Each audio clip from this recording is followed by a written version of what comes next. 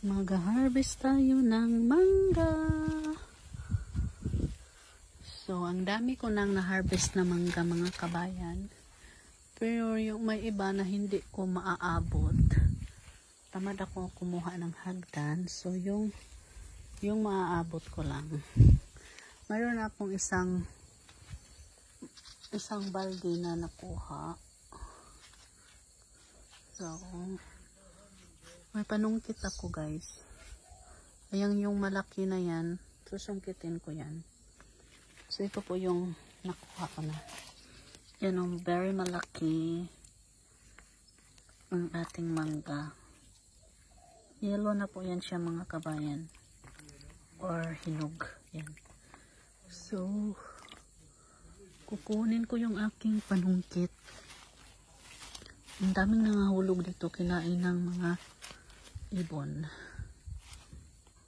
And then dyan, banda, nag-ano na kasi siya doon sa kabilang gate. So, parang hindi na sa amin yan, kung baga. Sa kapitbahay na yan. Kapitbahay. Swerte ni kapitbahay. Meron isa dito na hindi ko siya maabot talaga. Tatry ko siyang sungkitin. Nawalay. Yan o, very malaki. Ayan o, ang dami. Yan po ay sa kapitbahay na yan. Hindi na yan sa amin. May maliit. Tamis kaya nito o.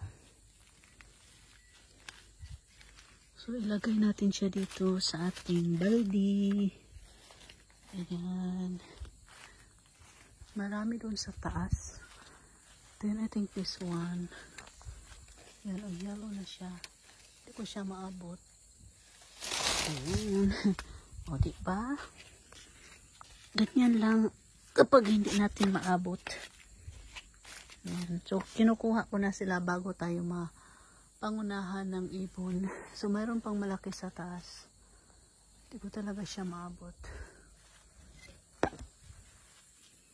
And here. Nahuli kasi yung filming ko. Nahuli yung filming ko. Kanina pa ako namumuha ng mangga. Ayan. About this one. Hindi pa siya ready.